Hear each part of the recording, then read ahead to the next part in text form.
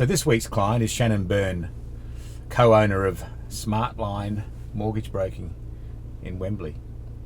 And Shannon and Simon have been clients of mine for a while, and it was time to get them in front of the Carpool Coach.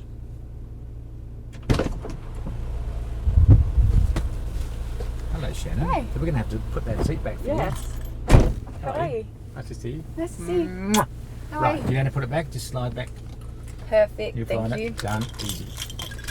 How you going? I'm in today. Great. That's good. Love the car. I like the cream interior. I know, it's lovely. It does things. Deluxe. Yes. All right, let's go. Oh.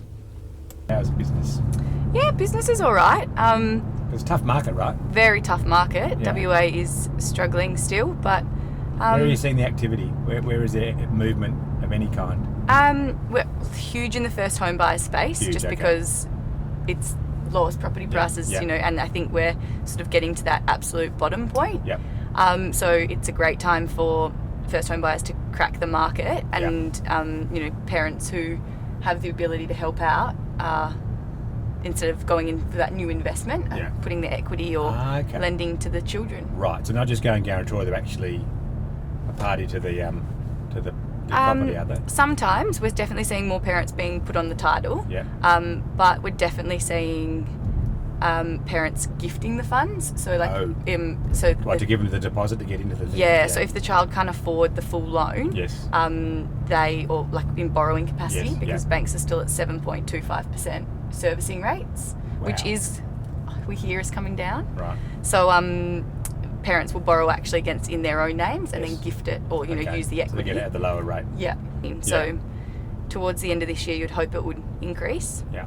And are the Which is banks a little less tight on the funds, because we went through that whole Royal Commission thing where they just seemed to clamp down and weren't lending anything to anybody. Is that easing up? Are you noticing any of that happening? It's definitely easing up from a point of view of like ASIC is bringing in, or starting to discuss at least, that the servicing rate will go down. So right now it's 7.25 or 7.5%, even though interest rates are as low as 3.5%. Yeah.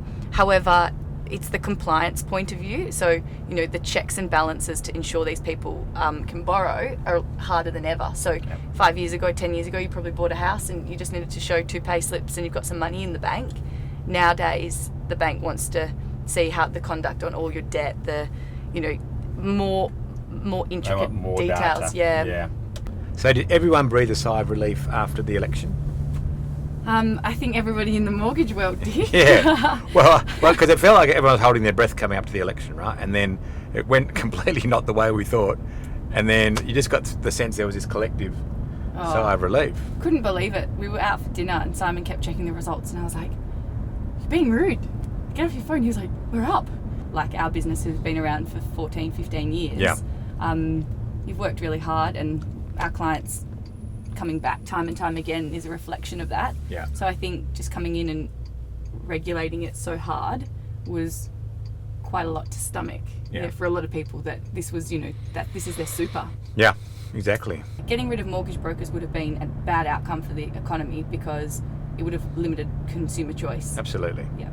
So great for us, great for the consumer, great. Yes. Fingers crossed the economy. can you picks imagine up. actually having to go back to the bank to ask them for a loan for a house? I mean, for goodness sake. Well, Best thing ever was the mortgage broker, in my view, where you knew they were being remunerated by the bank and you were happy about that because you didn't have to shell out any money out of your own pocket. absolutely, yeah. So, as a business owner, right, what have you learned on your journey?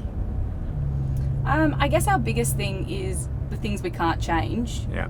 You can't change. So going into it with all, the unknown and the uncertainty, we definitely looked at where we could diversify to continue to grow. And, Yes. if all the rulings came in from the Royal Commission and the election didn't go in our favour, it was still going to be business as usual for us. Yeah. But we just had to, really focus on what was important, and that was our clients. So developing those relationships is absolutely everything to us. So Yeah. And you've got a wedding to look forward to as well. We do. Yeah. That we've done nothing for. Nothing for at all. Well, at least we know where it is. Yeah. Yeah, I mean, that bit's done. flights are out now, so people can start booking. Okay, great. Okay, that's good. You can start counselling me on not just my business, but my wedding Marriage. planning too. Marriage, Yeah, that's right. marriage, That's right. planning of a wedding. That's right, Straight exactly. turn. Stay. See, you start there and back. We didn't crash. Happy days. Didn't crash. I mean, that's the most important That's thing. the most important thing. Exactly. We survived. Yeah. Survived carpool karaoke. Well done. Or business coaching. Perfect. Thanks. You're welcome.